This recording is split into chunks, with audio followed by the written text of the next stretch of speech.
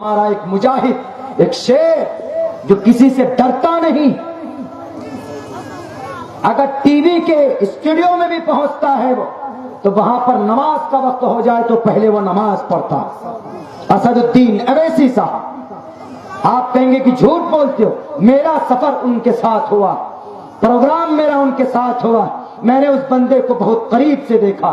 اس کی ٹوپی کو اگر اٹھا کر دیکھیں گے، ٹوپی کے اوپر نبی پاک علیہ السلام کی جوتے کا نشان اس نے بنا کے رکھا۔ اتنا بڑا عاشق رسول ہے، وہ ڈرتا نہیں کسی سے، اللہ سے ڈرتا ہے اور اپنے قرآن کو اپنے پاس رکھتا ہے۔ اگر ایسا مجاہد اور ہمارے علماء کرام جو اللہ کے رسول کی ایک ایک حدیث، ایک ایک قرآن کریم کی آیتیں، ان کی تفسیر ان کے دل و دماغ میں، ہم ان کی زیارت کریں، ہم ان کی باتوں کو مانیں۔ علماء کرام کی زیارت کرنا باعث ثواب، ان سے دعا لینا ثواب ہے۔ اور اگر ہماری شریعت کی بچاؤ کے لیے اگر کوئی میدان میں آتا ہے تو ان کی بھی ہمت افزائی کرنا، ان کا بھی ساتھ دینا، یہ ہمارا اخلاقی اور ہماری ایمانی فریضہ ہے۔ مسلمانوں، آپ کو کھڑا ہونا ہوگا اور آپ اس غلط سوچ کو بھی بدلو۔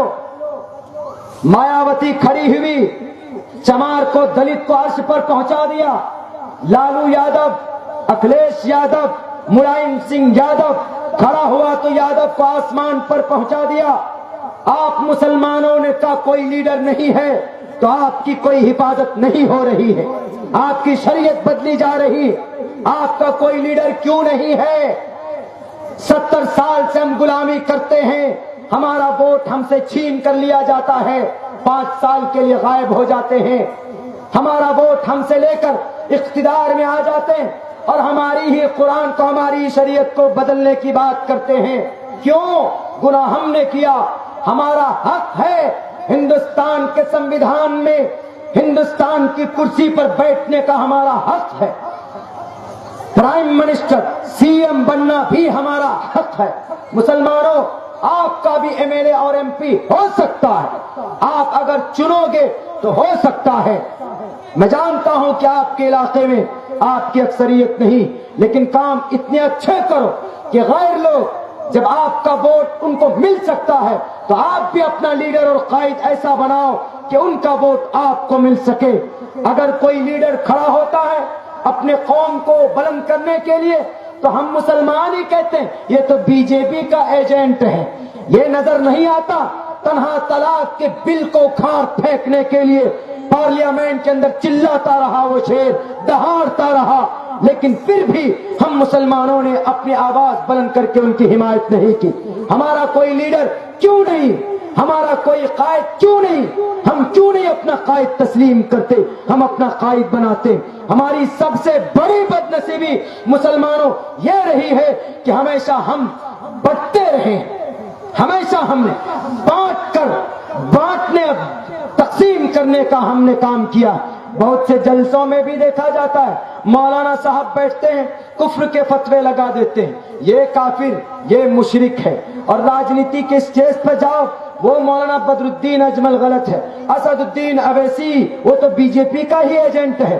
پتا ہو نہ ہو، بی جے پی کا ایجنٹ ہوتا تو کرناٹکا کے اندر وہ الیکشن لڑتا تاکہ بی جے پی کو فائدہ ہو۔ سیاست دین کا حصہ ہے۔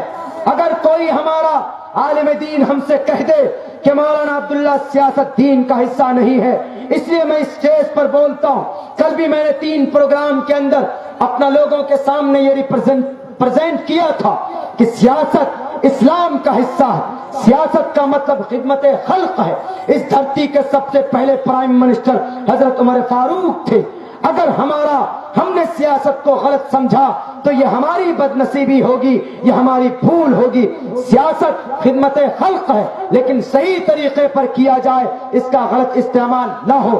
ہر موقع پر کہتا ہوں، اس لیے جوانوں سے کہتا ہوں کہ اپنا حق لینے کے لیے میدان میں آؤ، اپنا حقوق لینے کے لیے اقتدار میں آنے کی کوشش کرو اور ایسے سیکولر لوگوں کی حمایت کرو جو آپ کی شریعت کی، آپ کے سنویدھان کی بچانے کی بات کرتا ہے۔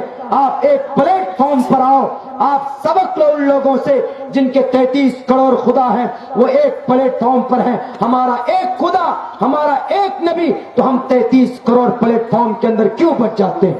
یہ ہماری بدنصیبی، یہ اس ملک کی، یہ اس ملت کے مسلمانوں کی، یہاں کے بسنے والے ایک ایک کلمے پڑھنے والوں کے لیے بدنصیبی ہے کہ آج تک ہمارا کوئی لیڈر ہم نے نہیں چنا۔ اگر کوئی بنتا ہے کہتے ہیں کہ یہ تو بی جے پی کا ایجنٹ ہے۔ مسلمان ہے ہی کتنے ہندوستان میں کہ بھئی یہ مسلمانوں کی بات کرتے ہیں۔ مثال دیتا ہوں میں،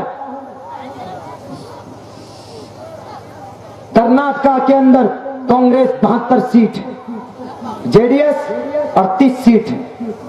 سی ایم کون ہے؟ جے ڈی ایس کا۔ ہونا کس کو چاہیے؟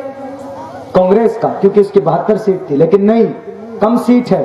انہوں نے دھمکی دی مجھے سی ایم بناؤ گے تو تیرے ساتھ رہوں گا، نہیں تو ادھر چلا جاؤں گا، ان کے ساتھ چلا جاؤں گا، پھینکو لوگوں کے ساتھ چلا جاؤں گا۔ کانگریس نے سوچا کہ ارے صحیح کہہ رہا، دے دو کرسی۔ ہم بھی مسلمان یہی چاہتے ہیں، ہمارا اگر پورے بنگال یا پورے بہار میں اگر 40 سیٹ ودھان سبھا کی آتی ہے تو 40 سیٹ تو ہوگی۔ ہم مجبور کریں گے بہار کے گورنمنٹ کو کہ اگر تم نے ہماری بات نہیں مانی، اگر تم نے ہمارے علاقے کو ترقی کے لیے پیکج نہیں دیے تو ہم 40 سیٹ لے کر ادھر چلے جائیں۔ یہ راجنیتی ہوتی ہے، راجنیتی غلط نہیں ہے، صحیح طریقے پر اگر کیا جائے، فائدہ پہنچانے کی غرض سے اگر کیا جائے تو۔ لیکن ہم اپنا حق لینا جانتے نہیں، ہم کیا کہتے ہیں ہمارا ہے ہی کتنا پرسنٹیج مولانا، آپ اگر 15% کسی علاقے کے اندر ہے تو کافی ہے، یونٹی بنا لو، حکومت پیسوں کی بلبوتے پر آدھار پر، تب دیکھیے کہ ہندوستان کا ظالم لوگوں سے ہمارا ہندوستان کیسے بچتا ہے۔ جھوٹ بول بول کر، دھرم کے نام پر لوگوں کو بہکا بہکا کر آپ کا حق مار لیا جاتا۔ آپ اپنا حق لو اور اللہ کا حق پورا کرو، انشاءاللہ دیکھیں انقلاب کیسے برپا نہیں ہوتا۔ لیکن یہاں بہت بڑا ایشو یہ ہے، بہت بڑا ایشو یہ ہے میرے مسلم بھائیوں اور میرے ہندو بھائیوں، اس ملک کے اندر اور خصوصاً ہم مسلمان بھائیوں کے لیے کہ ہم لوگ اپنا حق نہ تو لیتے ہیں نہ لینے کی بات کرتے ہیں، چپ چاپ ہو جاتے ہیں۔ Please like and subscribe my YouTube channel.